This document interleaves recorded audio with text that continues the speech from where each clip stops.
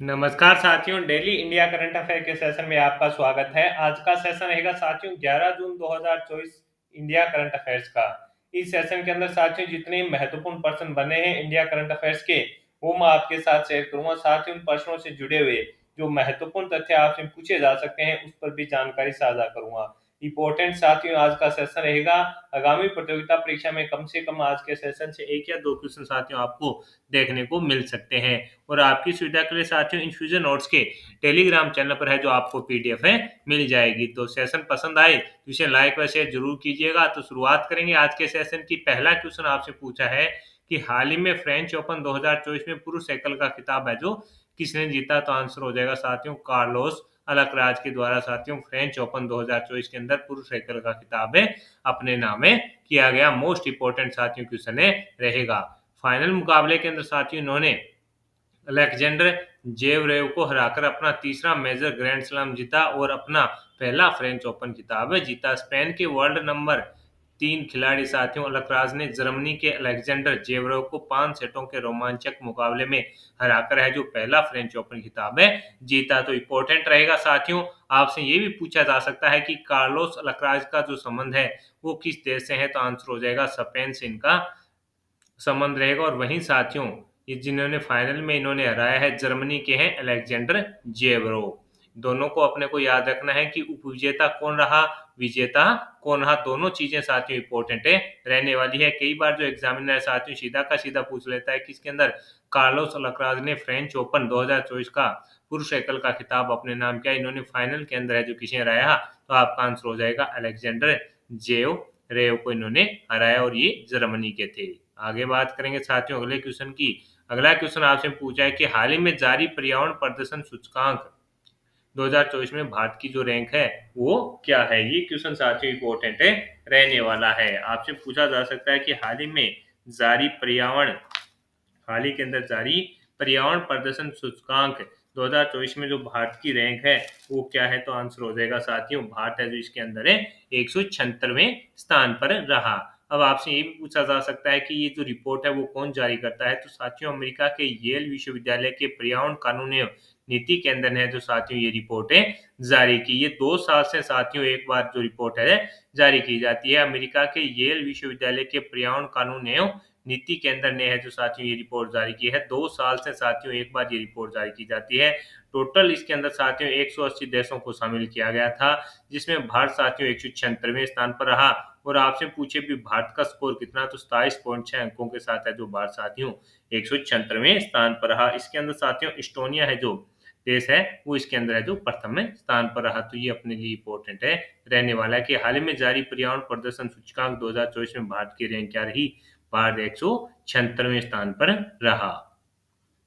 आगे बात करेंगे साथियों अगले क्वेश्चन की। अगला क्वेश्चन आपसे पूछा है कि हाल में किसने उड़ान कार्यक्रम शुरू किया है। तो आईआईटी कानपुर के द्वारा है जो साथियों ये शुरू किया गया है। भारतीय प्रौद्योगिकी संस्थान आईआईटी कानपुर में startup incubation and innovation centre SIC ने भारत में ड्रोन स्टार्टअप को बढ़ावा देने के लिए UAV US drone acceleration and networking उड़ान कार्यक्रम में शुरू किया है। तो अपने लिए इंपॉर्टेंट है। और साथियों जो लॉन्च हुआ है इसके अंदर साथियों एसआईसी यानी भारतीय कानपुर में जो startup incubation and innovation centre है और ड्रोन फेडरेशन ऑफ इंडिया के बीच पार्टनरशिप का एक हिस्सा है, यानी दोनों के बीच साथियों ये साझेदारी है। उसके बाद साथियों ये उड़ान कार्यक्रम शुरू किया गया है। उसके अंदर साथियों है क्या, इसके अंदर साथियों आपको बताया कि भारत के अंदर जो ड्रोन सिस्टम है उसको बढ़ावा देना है जो इसका प्रमुख है उद्देश्य रहने वाला है। और किसके द्वारा शुरू किया गया है, आईआईटी कानपुर के द्वारा शुरू किया गया है। और किसके साथ साझेदारी, तो ड्रोन फेडरेशन ऑफ इंडिया के बीच पार्टनरशिप से साथियों इसको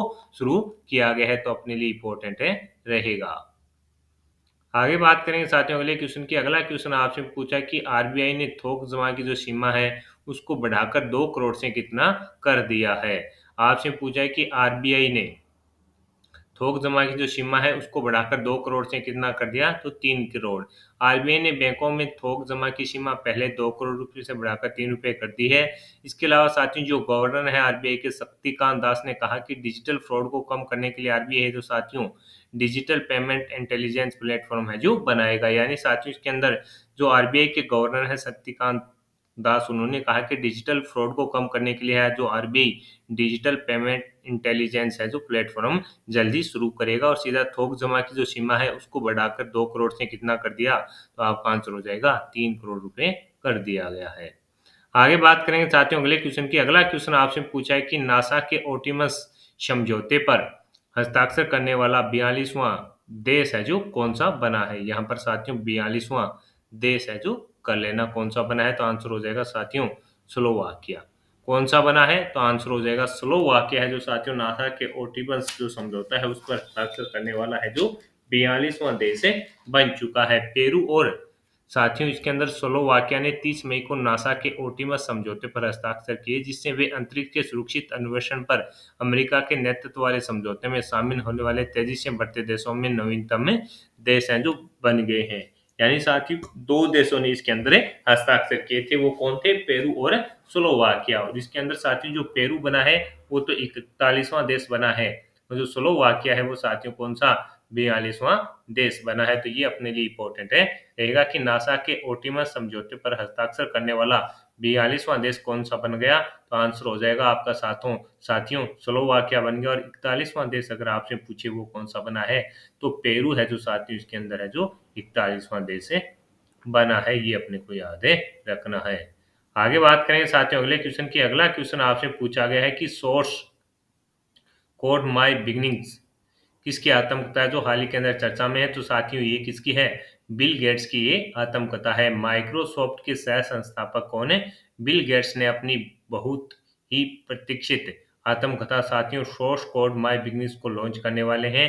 4 फरवरी 2025 को साथियों ये पुस्तक है बाजार में आ जाएगी। यानी साथियों जो माइक्रोसॉफ्ट के सह संस्थापक हैं कौन है, बिल गेट्स, वो अपनी जो पुस्तक है सोर्स कोड माई बिगनिंग्स इसको है जो लॉन्च करेंगे। और ये साथियों मार्केट में कब आएगी, तो ये साथियों मार्केट के अंदर है जो 4 फरवरी 2025 को साथियों ये पुस्तक है जो बाजार में आ जाएगी। तो ये चर्चा में है, तो आपका आंसर होना चाहिए किससे संबंधित है, तो ये बिल गेट्स से संबंधित रहेगी। आगे बात करें साथियों अगले क्वेश्चन की। अगला क्वेश्चन जो इंपॉर्टेंट है साथियों की बर्ड फ्लू H5N2 वायरस से दुनिया के पहले व्यक्ति की जो मृत्यु कहाँ पर हुई है, तो मैक्सिको के अंदर साथियों ये मृत्यु हुई है। और इसके अंदर साथियों जो WHO का स्टेटमेंट आया उसने कहा कि इसके अंदर अलग अलग तरीके से साथियों ये जो मृत्यु हुई है उस व्यक्ति के अलग अलग प्रकार से उसकी मृत्यु, यानी उसके अलग अलग जो रोग थे उसके बाद है जो उसकी मृत्यु हुई है। वो जो व्यक्ति था साथियों उसको 17 अप्रैल को तीव्र लक्षण बुखार, सांस लेने में तकलीफ हुई, दस्त और सामान्य अस्वस्थता शुरू होने से पहले वह 3 सप्ताह तक बिस्तर पर रहे थे। उस व्यक्ति को साथियों 24 अप्रैल को है जो मेक्सिको सिटी के अस्पताल में ले जाया गया। उसी दिन बाद में उसकी है जो मृत्यु हो गई। तो साथियों इसकी है जो अभी पुष्टि की गई है कि बर्ड फ्लू H5N2 वायरस से दुनिया के पहले व्यक्ति की मृत्यु हुई कहाँ पर, तो मैक्सिको के अंदर है जो साथियों इसकी मृत्यु हुई है। ये इसके अंदर बताया गया है कि उस व्यक्ति को 24 अप्रैल को साथियों मेक्सिको सिटी के अस्पताल में ले जाया गया और उसी दिन बाद में है जो उसकी है जो मृत्यु हो गई थी। यानी कुछ दिन बाद है जो साथियों उसकी मृत्यु हो गई थी। तो ये अपने को थोड़ा देखना है कि पूछा नहीं जाएगा लेकिन चर्चा में है कहाँ पर, तो मैक्सिको के अंदर है जो साथियों उसकी मृत्यु हुई है। आगे बात करें साथियों अगले क्वेश्चन की। अगला क्वेश्चन आपसे पूछा गया है कि हाल ही में कुमुद सैनी ने तीरंदाजी एशिया कप 2024 चरण 3 में कौन सा पदक जीता, तो आंसर हो जाएगा साथियों स्वर्ण पदक जीता है। कि हाल ही में कुमुद सैनी ने तीरंदाजी एशिया कप 2024 के चरण 3 में कौन सा पदक जीता, स्वर्ण पदक जीता। इन्होंने महिला कंपाउंड व्यक्तिगत इवेंट के अंदर स्वर्ण जीता। टीम के इन्होंने तो साथियों जीता है व्यक्तिगत कंपाउंड जो इवेंट है उसके अंदर स्वर्ण। इसके अलावा भारतीय टीम ने इसके अंदर 2 रजत व 2 कांस्य भी अपने नाम के टोटल 5 पदक जीते थे साथियों। जिसके अंदर है जो बाकी तो टीम कैटेगरी के अंदर आए, लेकिन एक व्यक्तिगत जो स्पर्धा है उसके अंदर साथियों 17 वर्षीय कुमुद सैनी ने है जो महिला कंपाउंड तीरंदाजी स्वर्ण फाइनल में दक्षिणी कोरिया की पारक येरिन को 143 से हराकर है जो स्वर्ण जीता है। तो ये अपने लिए इंपॉर्टेंट है और यहीं से साथियों पूछा जाएगा स्वर्ण जीता है, तो ये अपने लिए इंपॉर्टेंट है और सीधा का सीधा आपसे पूछा जा सकता है कि हाल ही के अंदर स्वर्ण किसने जीता। आगे बात करेंगे साथियों अगले क्वेश्चन की। अगला क्वेश्चन आपसे पूछा है कि हाल ही में अल्टीमेट फाइटिंग चैंपियनशिप जीतने वाली पहली भारतीय फाइटर कौन बनी, तो आंसर हो जाएगा पूजा तोमर बनी है। हाल ही में अल्टीमेट फाइटिंग चैंपियनशिप जीतने वाली पहली भारतीय फाइटर कौन बनी? पूजा तोमर। पूजा ने ब्राजीलियन खिलाड़ी को हराकर चैंपियनशिप जीत इतिहास रच दिया। पूजा ऐसा करने वाली पहली भारतीय महिला खिलाड़ी बन गई। बिजरोल निवासी यानी उत्तर प्रदेश के अंदर साथियों ये बिजरोल की रहने वाली हैं। पूजा तोमर यूएफसी 2024 में ब्राजील की रियान डॉस सैंटोस को हराया है। पूजा ने पिछले साल ही यूएफसी कॉन्ट्रैक्ट हासिल करने वाली पहली भारतीय महिला बनकर है जो कीर्तिमान है स्थापित किया था। तो साथियों यूपी पुलिस कांस्टेबल के अंदर ये क्वेश्चन कन्फर्म आपसे पूछा जाएगा कि हाल ही में अल्टीमेट फाइटिंग चैंपियनशिप जीतने वाली पहली भारतीय फाइटर कौन बनी? तो आंसर हो जाएगा पूजा तोमर है जो इसके अंदर बनी है। ये अपने को याद रखना है, सीधा का सीधा आपसे पूछा जाएगा। आगे बात करेंगे अगले क्वेश्चन की। अगला क्वेश्चन आपसे पूछा है कि नॉर्वे शतरंज टूर्नामेंट में महिला एकल का खिताब है जो किसने जीता है? तो आंसर हो जाएगा जू वेनजू। महिला नॉर्वे शतरंज टूर्नामेंट में मौजूदा महिला विश्व चैंपियन जू वेनजू ने उन्होंने क्लासिकल गेम में चीन की अपनी हमवतन और वर्ल्ड चैंपियनशिप चैलेंजर लई तिंगजी को हराया है। किसको हराया साथियों? ये चीन की है, कौन है? लई तिंगजी को हराया है। कार्लसन ने आर्मेगेडन मैच में दुर्जे फेबियाना कारुआना को बचा दिया जिससे वैश्विक मंच पर उनका दावा है जो मजबूत हो गया। यानी साथियों अगर आपसे पूछे महिला का खिताब किसने जीता तो जू वेनजू ने जीता, और वहीं पुरुष का खिताब किसने जीता है? कार्लसन के द्वारा साथियों ये खिताब है अपने नाम किया गया है। तो दोनों को अपने को याद रखना है, महिला और पुरुष वाला। आगे बात करेंगे साथियों एशिया बैंकर द्वारा best conduct of business regulator पुरस्कार से सम्मानित किया गया। तो आंसर हो जाएगा सेबी को। किसको साथियों? सेबी को है जो एशिया बैंक द्वारा best conductor of business regulator पुरस्कार से किसे सम्मानित किया गया? तो आंसर हो जाएगा सेबी को है जो सम्मानित किया गया। भारतीय प्रतिभूति और विनिमय बोर्ड सेबी को द एशियन बैंकर द्वारा एशिया प्रशांत में best conduct of business regulator का पुरस्कार मिला है। यह पुरस्कार हांगकांग में आयोजित एक समारोह में सेबी के पूर्णकालिक सदस्य कमलेश चंद्र वर्षाणु ने प्राप्त किया है। तो ये इंपॉर्टेंट है कि पुरस्कार कहाँ पर दिया गया? तो यह पुरस्कार साथियों हांगकांग के अंदर एक सम्मान समारोह में इन्हें प्रदान किया गया।